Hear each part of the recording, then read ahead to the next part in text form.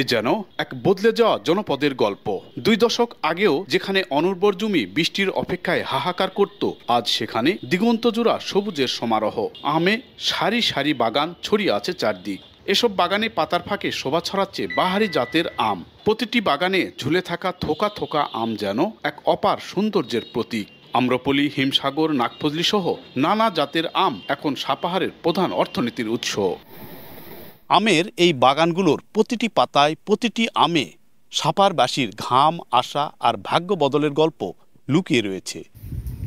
নওগাঁর সাপাহার উপজেলা এখন দেশজুড়ে পরিচিত আমের রাজ্য হিসাবে। একসময় ধানের উপর নির্ভরশীল এই জনপদে আজ হাজার হাজার পরিবার বেছে নিয়েছে জীবিকার প্রধান হাতিয়ার হিসাবে আম চাষ। সবে গৃহস্থ যারা আছে তারা জমি আম চাষির হিসাবে নিয়ে আমরা আবাদ করি। আমের জন্য খুবই উন্নত, আর সাপার আম খুবই ভালো। এই আম বিক্রি করে আমাদের সংসার চালায়, ছেলে মেয়ে লেখাপড়া চালায়। গত বছর 38টা দেশে আম গেছে, বাংলাদেশ থেকে এক্সপোর্ট হয়েছে।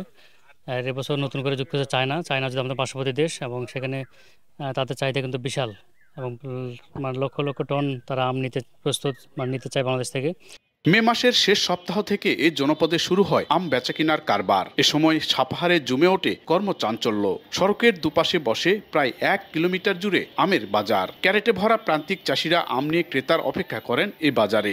দেশের বিভিন্ন জায়গা থেকে পাইকাররা এসব বাজারে আম কিনতে ভিড় করেন। প্রতিদিন ট্রাকে করে যাচ্ছে রাজধানী সহ দেশের নানা প্রান্তে। এখানকার আমের জাত নাগফজলি, আম্রপলি, কাটিমন, বাড়িপুর, খিরসাপাত এরই মধ্যে পেয়েছে জাতীয় ও আন্তর্জাতিক বাজারে পরিচিতি। কৃষি সম্প্রসারণ অধিদপ্তর আমাদের কৃষকের পাশে থেকে বাজার ব্যবস্থাপনা, মনিটরিং, প্রশাসনের সাথে তাল মিলিয়ে আমরা বাজার মনিটরিং এবং যাতে কৃষক তার ন্যায্য মূল্য পায় সেই বিষয়ে আমরা দৃষ্টি রাখব। পাশাপাশি নওগাঁ জেলার সাপাহার পোষা থেকে রপ্তানিযোগ্য আম উৎপাদনে আমরা সচেষ্ট রয়েছি। ইপিজেড সহ ভারী শিল্প কলকারখানা স্থাপনের মাধ্যমে এই যে আমের যে একটা বাণিজ্যিক উদ্ভাবন সম্ভব হয়েছে, যে রেমিটেন্স আসে 3 মাস 4 মাসের মধ্যে, এইটা যদি সারা বছর ভারী কলকারখানা শিল্পাঞ্চল তৈরি করা যেত, তাহলে আমাদের এই অর্থনৈতিক ব্যবস্থাটা সারা বছরে গতিশীল থাকতো।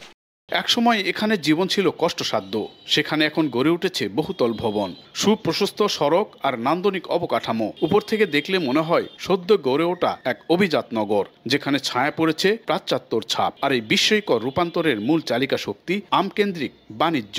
আম উৎপাদন, প্রক্রিয়াজাতকরণ ও রপ্তানির মাধ্যমে বদলে গেছে এখানকার অর্থনীতি, জীবনযাত্রা ও সামাজিক অবস্থা। একসময় পিছিয়ে থাকা এই জনপদ আজ দেশের অন্যতম সম্ভাবনাময় অঞ্চলে পরিণত হয়েছে আমের কল্যাণে। অনেক প্রকার প্রজাতির আম এখানে চাষ হচ্ছে। এই আম চাষ করে সাপাহারবাসী অনেক অর্থনৈতিক লাভ করতেছে। সাপাহারবাসীর জীবনের প্রতিঘটিত ঘটমান চলমান বিভিন্ন রাস্তাঘাট উন্নয়নের মধ্যে দিয়ে আমের যে একটা অবদান রয়েছে, তাতে আমরা প্রতিফলন দেখতে পাচ্ছি। আগে খুব এখানে দুর্ভোগ ছিল, পানির খুব সমস্যা, এই জন্য আমাদের এখানে কোনো আবাদ হতো না। এখন আল্লাহর রহমতে পানির ব্যবস্থা হয়েছে, এই নিয়ে আমাদের বিভিন্ন রকম ফসল আবাদ হয়। সর্বপ্রথম আমাদের এখন সব থেকে লাভজনক ব্যবসা আমাদের আম। সাপাহারের গর্ব এখন শুধু জমির ফসল নয়, এই জনপদের সাংস্কৃতিক চেতনাতেও জায়গা করে নিয়েছে আম। উপজেলা চত্বরে নির্মিত হয়েছে আকর্ষণীয় আমের মুরাল। এই মুরাল প্রতীক হয়ে দাঁড়িয়েছে এই অঞ্চলের আত্মপরিচয়।